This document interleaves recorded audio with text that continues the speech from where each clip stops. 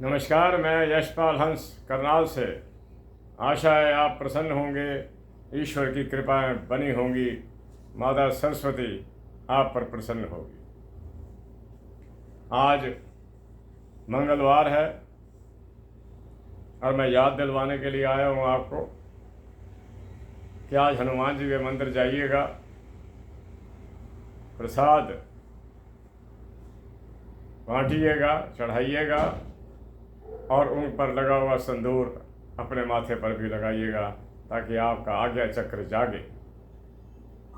जिस स्थान पर हम तिलक करते हैं यहाँ पर एक आज्ञा चक्र होता है, एक नाड़ियों का समूह जो हमें बहुत सी बातों से पूर्व अवगत कराता है और हमारे कई दुखों का विनाश भी करता है। जब हमें पूर्व पता ही चल गया किसी चीज़ का कि ये घटना हो सकती है तो हम सतर्क हो जाएंगे और सतर्कता में ही ईश्वर का वास है।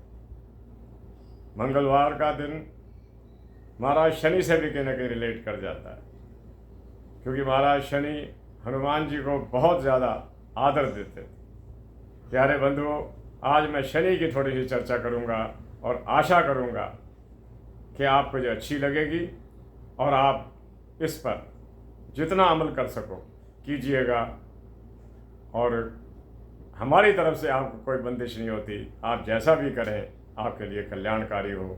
इसी आशा और विश्वास के साथ मैं ये बता रहा हूँ कि महाराज शनि, इसके कई उपचार भी मैं आपको बताने जा रहा हूँ। बड़े ध्यान से सुनिएगा और अगर ये मेरा वीडियो आपको अच्छा लगे तो आपके कमेंट्स तो मुझे बहुत अच्छे आते हैं, व्यूअर्स भी मेरे कहीं से कहीं पहुँच रहे हैं और जो मेरा अपना टीम है, जो मेरा सदस्य हैं वो भी बढ़ रहे हैं। उसके लिए मैं आपका आभारी हूँ और मैं माता सरस्वती से, अपनी देवी से बार बार प्रार्थना करता हूँ कि माता मेरी सामर्थ्य बढ़ती रहे, मैं अपने यजमानों के साथ, अपने दर्शकों के साथ, अपने व्यूअर्स के साथ, अपने सब्सक्राइबर्स के साथ खुली चर्चा करता रहूं और मेरी बातें सटीक हों और दैनिक सुख देने में समर्थवान हो। सबसे पहले मैं आपको ये बता देता हूँ कि अगर आपके साथ कोई दुर्घटना घटती है, देखो घटनाएं और दुर्घटनाएं जीवन का प्रबल अंग है और मेरी इस बात को याद रखना, अगर दुर्घटनाएं हो रही हैं तो उसमें शनि का हाथ है ही है। कोई व्यक्ति संसार से चला जाए और हम ये कहें कि शनि का कोई हाथ नहीं था, ये हो ही नहीं सकता। अगर कोई व्यक्ति रोगी पड़ा है और परमानेंटली बिस्तर पर आ गया, ऐसी बीमारी लग चुकी है जो वो परमानेंटली बिस्तर पर आ गया है, शनि का हाथ लग चुका है। क्योंकि शनि को हम न्यायकारी मानते हैं। कई कमेंट्स में लिखते हैं जी कि न्यायकारी कैसे हुआ। अजी साहब, मेरे से ऐसे सवाल मत किया करो आप। मैं तो वही बात करता हूं जो शास्त्रों में वर्णित है, शनि को न्यायकारी माना गया। और मैं किसी को ये कहूँ कि ये वक्त है, ये अरे नहीं साहब, सब साथ साथ चल रहा है, धीरे धीरे पता भी चल रहा है क्या हो रहा है क्या नहीं हो रहा। मैं उन लोगों को हैरान हूँ देखकर कि जिनके भाग्य के अंदर वृद्धि नहीं हो रही, भाग्य खड़ा हो गया एक जगह पर, समझ लो शनि का हाथ लग चुका है। मैं कहा करता हूँ कि शनि के अंदर राहु का अंतर आ जाए, महादशा शनि की ओर राहु का अंतर आ जाए, 3 साल गए। और अगर राहु के अंदर शनि का अंतर आ जाए, 3 साल गए।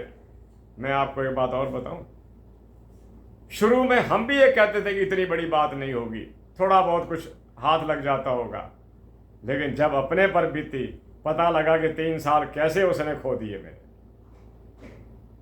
बिल्कुल, जिसे कहते हैं ना, इस सामर्थ्य ही नहीं छोड़ा शरीर को कि मैं उठ के आपसे साथ बात कर सकूं। मानना पड़ा मुझे तब कि नहीं, मैं शनि में राहु के अंतर पर था।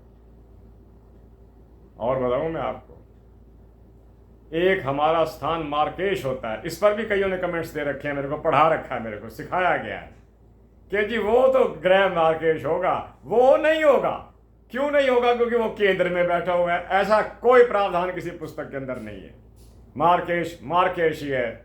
12वें घर का मालिक एक घर का और मालिक भी बन जाएगा। पहले वो दूसरे घर का वो रिजल्ट देगा, फिर वो मार्केश का देगा। मार्केश में रोगी रख सकता है, मैं इसका भुक्त भोगी हूँ। प्यारे बंधुओं, आपको मैं एक बात बताना चाहता हूँ कई बातें मैं बता रहा हूँ ना कि आजकल मैं सीक्वेंस से बात नहीं करता। मेरी कोशिश होती है कि मैंने जो सुबह पढ़ा, सुबह में जल्दी उठा, पढ़ा, आपके लिए चैप्टर तैयार किया ताकि आप तक मैं सही ज्योतिष की बातें पहुंचा सकूं। मैं आपके साथ ऐसी कोई बात ना करूं जो ज्योतिष से परे और उस स्थान पर हो जहां पर आपको जाप के आदि इत्यादि और सबक सिखाए जाएं। नहीं, ये थोड़े से ही हैं। मेरी बात सुनिए, कई लोगों ने अपने कर्मों के पिछले जन्म, अब के जन्म, कैसे कर्म, बहुत अच्छी किस्मत पाई। शायद उनके कर्म के अंदर वो चीज़ें प्रधान थी जो प्रभु को प्रसन्न करती हैं। क्या प्रभु को प्रसन्न करता है? आप देखिए, शनि की प्रसन्नता प्रभु की प्रसन्नता नहीं है। शनि तो प्रभु के सामने क्या है? प्रभु द्वारा बनाया गया एक अंतरिक्ष में एक ग्रह है। प्रभु की बात मैं जब करता हूँ कि जब भी भाग्य में बाधक बनेगा कोई, तो वो शनि होगा। और मैं इसके उपचार भी आपको बताता हूँ। सबसे पहले इसके उपाय हैं, वो पहले उपाय लिखिए आप। शनि को ठीक करने के उपाय। आज मंगलवार है, मंगलवार को हनुमान जी के दर्शन जरूर करना। हनुमान जी अगर कहीं संकोच करते हैं तो शनिदेव अगर संकोच करते हैं तो हनुमान की शक्ति का करते हैं। मिलिएगा, उनको प्रणाम कीजिएगा। बाहर दरवेश खड़े होते हैं, बेचारे पूछ हिला रहे होते हैं, आप उन्हें भी कुछ खाने को दीजिएगा और कोशिश कीजिएगा कि वो चीज़ें दीजिए जो खाने के अंदर, खाद्य पदार्थ के अंदर सुपच हों, जल्दी पच जाए। जो उनको बाहर देते हैं, हम दोस्तों में बांटते हैं। खैर, दूसरी बात आप याद रखिएगा कि शनिवार के दिन या शनिवार को, जैसा मैं बताया करता हूँ कि पीपल पर पताशे, थोड़े से चने ज़रूर डालिएगा। एक बात मैं आपको और बता रहा हूँ, ये हमारे दैनिक उसकी है। अगर आप, मैं आगे आज मेरा सीक्वेंस कोई इतना लंबा नहीं चलेगा पर छोटा भी नहीं होगा। बार बार लिखा है किताब के अंदर, एक राइटर मैं बताया करता हूँ ना, जिन्होंने शनि पर ही लिखा, शनि पर ही शोध किया। वो कहते हैं कि जो लोग मजदूर की मजदूरी को उसके पसीना सूखने से पहले दे देते हैं, शनि बहुत प्रसन्न होते हैं। हमारी आदत बार्गेनिंग्स की है। हमारे घर के अंदर प्लम्बर्स आते हैं, इलेक्ट्रीशियंस आते हैं, माली आते हैं और लोग आते हैं। खुशी खुशी इनको तनख्वाह दीजिए, जो सेटल किया है दीजिए। अगर उसने कोई एक आधी छुट्टी भी कर ली है तो उसके पैसे काटने की कोई ज़रूरत नहीं है। काम हमको भी पड़ जाता है, व्यवस्था हमको भी पड़ जाती है। इन चीज़ों से शनि खुश। मैंने कहा था ना, शनि ट्रेड यूनियंस का मालिक है, शनि मजदूरों का मालिक है, शनि श्रमिकों का मालिक है, शनि परिवर्तन का मालिक है। इसे प्रसन्न रखना। मैंने आज मंगलवार के दिन विशेष रूप से शनि पर चर्चा करनी जरूरी समझी। सुबह उठा हूँ तो पहली पुस्तक जो मेरे हाथ में आई वो शनि, जिसका नाम है शनि शत्रु नहीं, शनि मित्र है। जितने लोगों ने जिंदगी के अंदर एक आदर्शवादी व्यक्ति के रूप में जीवन गुजारा, उनका शनि कमाल की सृष्टि है। मैं भारत के एक ऐसे प्रधानमंत्री की कुंडली को देखता हूं जिनके लगन में तुला का शनि बैठा हुआ है और वो अपनी एकता और अखंडता विश्व में बनाए रखने के लिए प्रख्यात हुए हैं। नाम नहीं लूंगा। उन्होंने हमेशा विरोधी दलों का समर्थन किया। उन्होंने कभी पृथकतावाद की बात नहीं करी, क्योंकि उनका शनि उच्च का तुला राशि में बैठा हुआ था। आंखें उनकी जरूर कमजोर रहती थी। मेरे प्यारे बंधुओं, अगर आपकी कुंडली के अंदर शनि और चंद्रमा इकट्ठे हैं तो आप अपनी सेहत पर विशेष ध्यान रखना। ये क्या करता है? ये शनि और चंद्रमा सर के रोग देता है।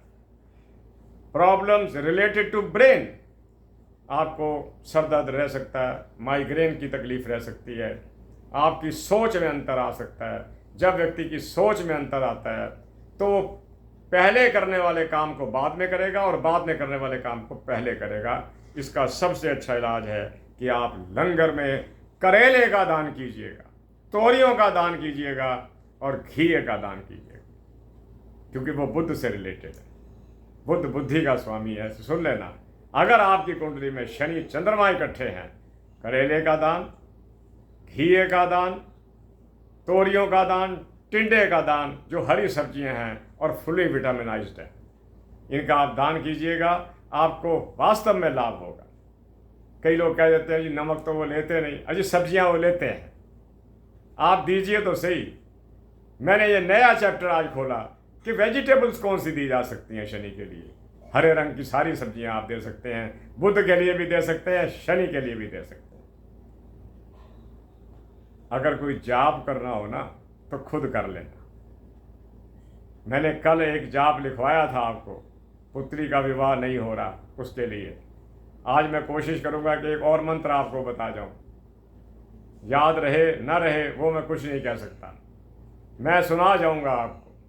वो धन कमाने के लिए अक्सर मैं देखता हूँ जो फोन कॉल्स आ रही हैं, व्हाट्सएप मैसेजेस आ रहे हैं, लोग मिलने के लिए आ रहे हैं, बातें हो रही हैं, वो प्रॉब्लम यही 3-4 है। पैसा नहीं है जी, बच्चों के विवाह नहीं हो रहे, इसके अतिरिक्त मुकदमे चल रहे हैं, बच्चे का तलाक हो गया है, यही चीज़ें all are related with Saturn and Rahu. इसमें मुख्य कारण राहु बनकर सामने आता है। लेकिन अब मैं राहु को भी स्टडी कर रहा हूँ, उन राहु के चीज़ों को जो हमने पहले स्टडी करी तो थी, लेकिन शायद हमने उस पर इतना गौर नहीं किया कि राहु कहीं ना कहीं कुछ ना कुछ डेवलपमेंट करता जरूर है जीवन के अंदर। मैं आगे बता रहा हूँ, सर के रोग व्याप्त होंगे, लंगरों के अंदर करेले, टिंडे, तोरियां, घिया आदि दीजिएगा, और इसकी उनको ज़रूरत भी होती है। और सबसे प्यारी चीज़ चने दे दीजिएगा, जितनी सामर्थ्य हो। अगर आप 2 किलो 3 किलो दे सकते हैं दे दीजिएगा। 5 किलो नमक तो दे ही दिया करो, इससे बड़ा कोई उपचार जरूरी नहीं। आगे मैं बताता हूं आपको कि कारोबार में घाटा पड़ जाना, नौकरी खतरे में है जी, कारोबार घाटे में चल रहा है, नौकरी खतरे में है, धन की कमी है, परिवार में झगड़े हैं, बच्चों की विद्या रुकी पड़ी है, इन सब का कारण भी महाराज शनि, राहु शनि।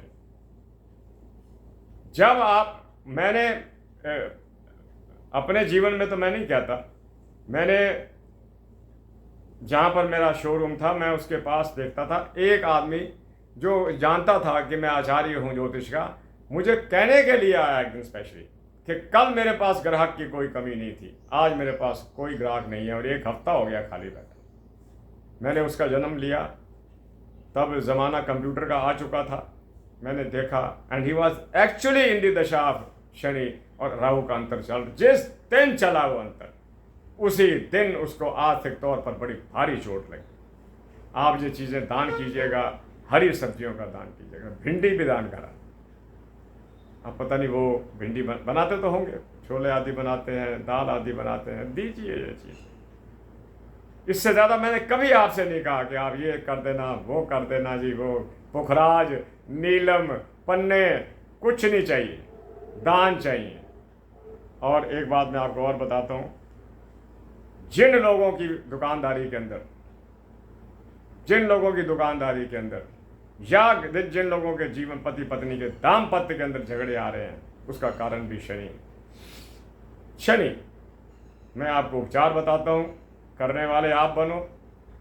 पीपल के 2 पत्ते तोड़ कर ले आना, साफ सुथरे, नरम, हार्ड ना हो। अपनी दुकान की या अपने शोरूम की जिस सीट पर आप बैठते हैं उस सीट के नीचे पत्ता रख देना। इसमें ऑक्सीजन, आयरन दोनों चीज़ें होती हैं। ये शनि को प्रसन्न करने का एक बहुत अच्छा इलाज है। और एक दूसरा पत्ता जो आप घर लाइए, उसको आप अपने बिस्तर के नीचे रखिए, लेकिन उसको 1 सप्ताह में या जितना जल्दी हो सके बदलते रहिएगा, तो आपको लाभ होगा। ये विशेष मैं आज आपके लिए बात लेकर आया हूँ कि पीपल के पत्तों का सदुपयोग कीजिए अपनी उस सीट पर जिसे आप अपना काउंटर कहते हैं, जिसे आप ये अपना बैठने का स्थान कहते हैं, शिवादी गद्दी पंजाबी में कहते हैं, शिवादी गद्दी। अपनी शिवा की गद्दी पर एक पत्ता नीचे रखिए, ऊपर गद्दी रख दीजिए, उस पर बैठिए, आपको आराम मालूम होगा, आपके काम में वृद्धि हो। आगे चलता हूँ कि अगर आप चाहते हो ना कि शनि आपका कल्याण कर जाए,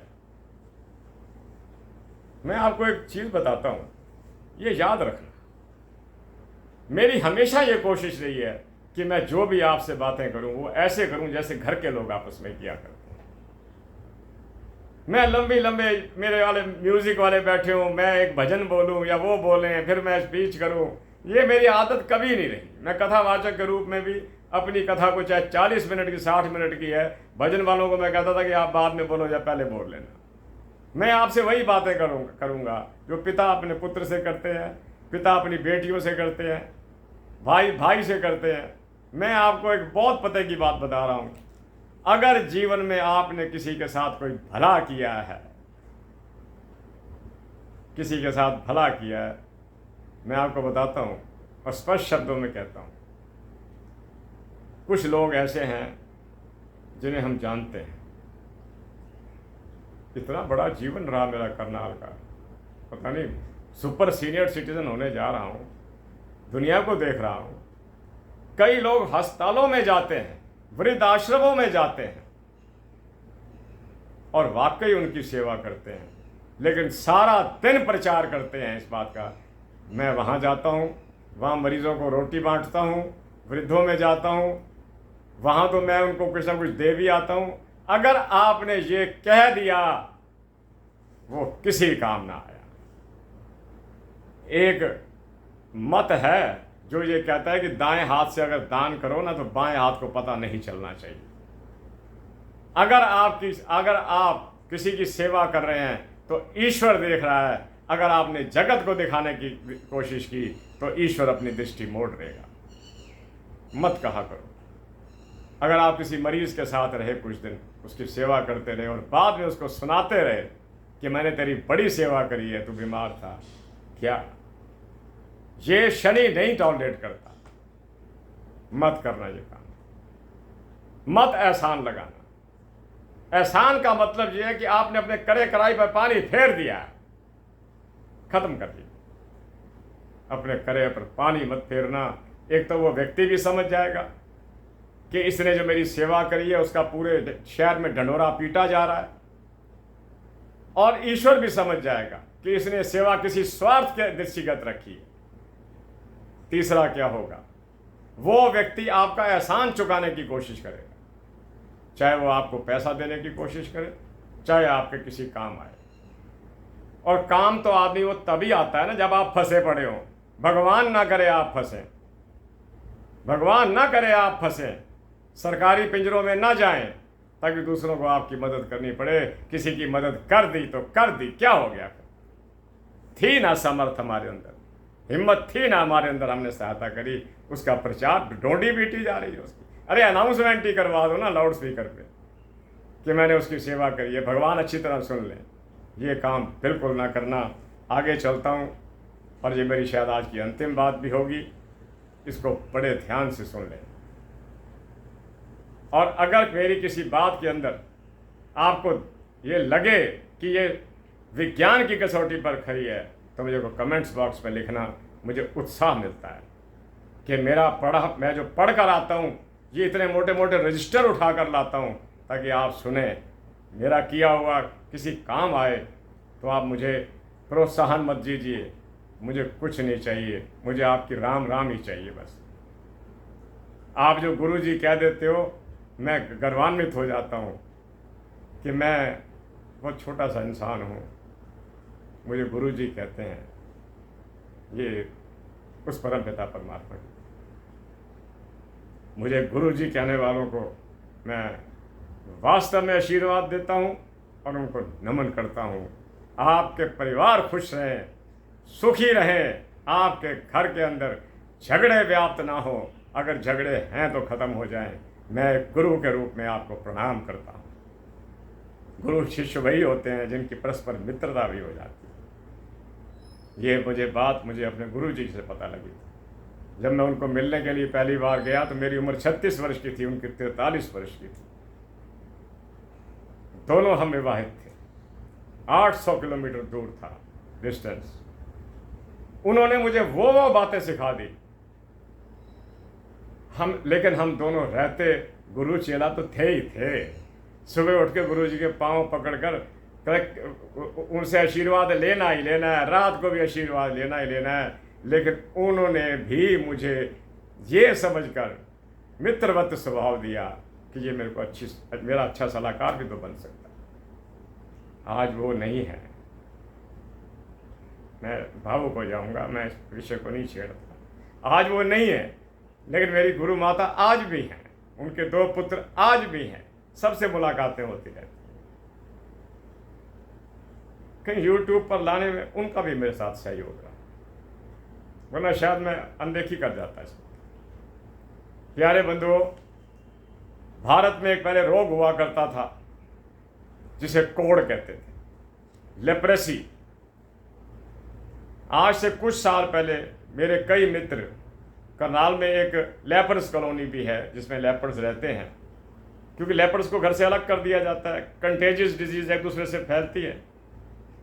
बाद में वैज्ञानिकों ने बड़े भारी अनुसंधान के बाद इस बात को निकाला कि क्योंकि साउथ इंडिया के लोग हल्दी कम खाते हैं, इसलिए ये रोग उनको व्याप्त होता है। नॉर्थ के लोग, हम लोग नॉर्थ के हैं, हम हल्दी ज़्यादा खाते हैं, हमारे में ये रोग कम है। अब वो भी खाने लग गए हैं, रोग में बड़ी कमी आई। ये शनि द्वारा दिया गया सबसे भयानक रोग है, कैंसर और कोढ़। इसमें कैंसर में तो व्यक्ति चलो जी जाएगा या मर जाएगा, कुछ हो जाएगा, कोढ़ में तो जीना पड़ता है। आप इन कोढ़ियों की सेवा किया करो, इन्हें पूजनीय समझा करो। ये प्रभु के सताए हुए नहीं, अपने कर्मों के कोई फल भोग रहे हैं। शनि भगवा रहा है, शनि कोढ़ का मालिक है। मेरे प्यारे बंधुओं, मैं आपको बताता हूं, अब ये रोग बहुत कम है भारत के अंदर, बहुत कम है। वो पहले वाला नहीं रहा हिसाब कि जब आदमी मक्खियां भिनभिना रही होती थी, लोग बड़े दुखी होते थे। धन्य है भारत की नारी, भारत की नारी धन्य है। मैं कहता, मुझे याद है मैं शोरूम पर बैठा करता था, हर शनिवार को ये लेपर्स लोग मांगने के लिए आते थे, हम अपने काउंटर पर ही रेजगारी रख देते थे, उठा लेते थे वो लोग। मैं क्या देखता था, ये बातों बातों में बात निकल आई है, वरना मैं सुनाने की कोई मूड में नहीं था इस बात को। एक व्यक्ति अति बुरी स्थिति के अंदर, और उसके साथ जो लेडी होती थी, उसकी पत्नी, वो उसकी जो रेडी होती है उसको खींचती थी। हमारे मन में एक बड़ी व्याकुलता होती थी, क्योंकि मैं था भी मेडिकल ट्रेड के अंदर, मुझे पता था कि ये कंटेजियस डिजीज़ है, ये संक्रमण का रोग है, कहीं इस देवी को ना लग जाए। तब मैं बच्चा था, 22-23 साल, लड़का हो, टीनेजर लगा लो। हम उस देवी को माता जी कहा करते थे। वो पैसे लेने के लिए आई तो मैंने उसको कहा, मैं एक बात कहूँ माता जी, आप बुरा तो नहीं मानेंगे, आप इनके साथ रहती हैं, कहीं आपको ये कष्ट ना हो जाए। अब आप उसका जवाब सुन लेना, आपको पता लग जाएगा कि दुनिया में कैसे कैसे बढ़िया लोग, बढ़िया नहीं, आचरणवान लोग पड़े हैं। आज भी वो देवियां पड़ी हैं। उसने मुझे क्या जवाब दिया, उसने मुझे ये कहा कि बाबूजी, इस व्यक्ति के साथ मेरे विवाह को लगभग 30-33 वर्ष हो गए, इसने मुझे जीवन के अंदर बड़ा सुख दिया। ये कोई गरीब आदमी नहीं है, हम आंध्र प्रदेश के हैं, लेकिन इसको ये बीमारी हो गई और हमें यहाँ शिफ्ट करना पड़ा। जिसके साथ मैंने जीवन के कई वर्ष सुख से गुजार दिए, आज दुख की वेला के अंदर मैं उसे कैसे छोड़ दूँ? आप ही जवाब दीजिए। और मेरे पास सिवाय आंसुओं के और कुछ नहीं था कि कितना गलत सवाल किया मैंने इसके साथ।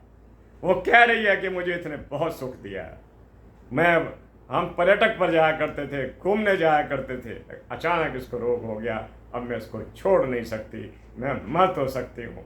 मैं कहा, इसने अग्नि के समक्ष जो फेरे लिए थे और कहा था कि सुख में और दुख में तेरे साथ रहूँगी, ये रह रही है दुख में और सुख में उसके साथ। धन्य है ऐसी देवियाँ, प्रणाम करता हूँ। आज पता नहीं वो लोग कहाँ होंगे, कहाँ नहीं होंगे। मैं तो छोटा सा था, 22-23 वर्ष का, वो तब भी बड़े। तो मेरे प्यारे बंधुओं, मैं आज की वार्ता को समाप्त करता हूँ। लगता है 24-25 मिनट हो गए। मेरी आज की बातों को याद रखना, आपको अच्छी लगेंगी। और